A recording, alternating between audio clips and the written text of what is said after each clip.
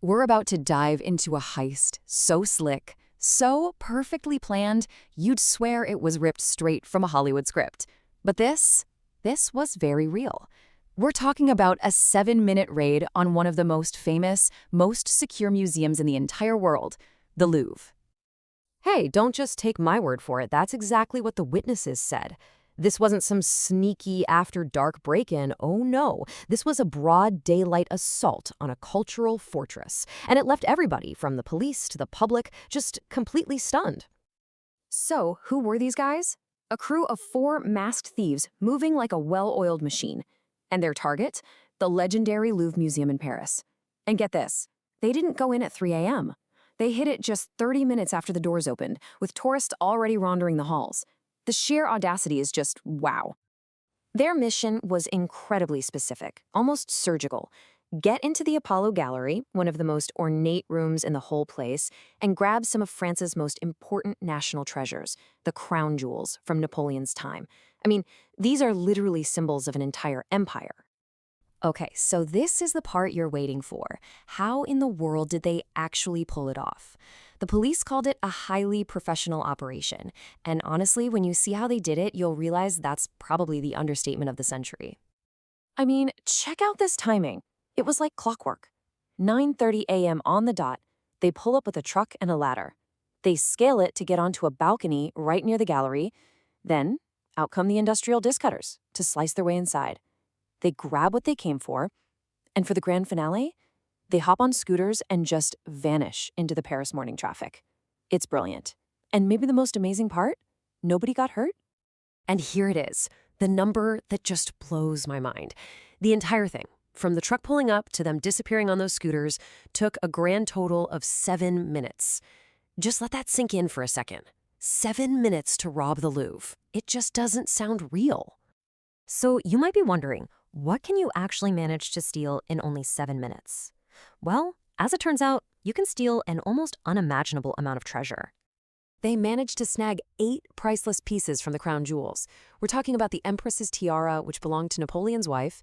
It's got 200 pearls, almost 2,000 brilliant cut diamonds, plus another 900 rose-cut ones. They also grabbed her decorative bow, which has nearly 2,700 diamonds, and a queen's necklace with over 1,000 diamonds and 32 huge emeralds. The value is just, it's astronomical.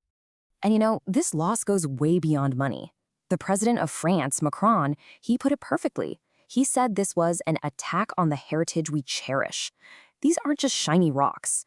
They're literal, physical pieces of France's history, and they were just gone in minutes.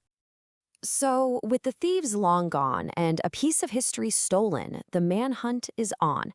But when you're up against a crew this good, this professional, where do you even begin to look? Well, as slick as they weren't perfect. They left a few things behind. Angle grinders, a blowtorch, a walkie-talkie.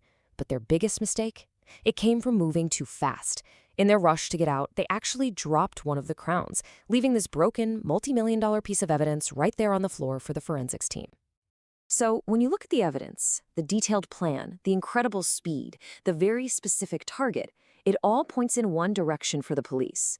This wasn't some smash and grab. This had all the markings of a highly sophisticated, professional, organized crime group. But this is where we get to the real mystery, the question at the very heart of a crime like this. When you steal something so famous, so recognizable, what on earth do you do with it? Right?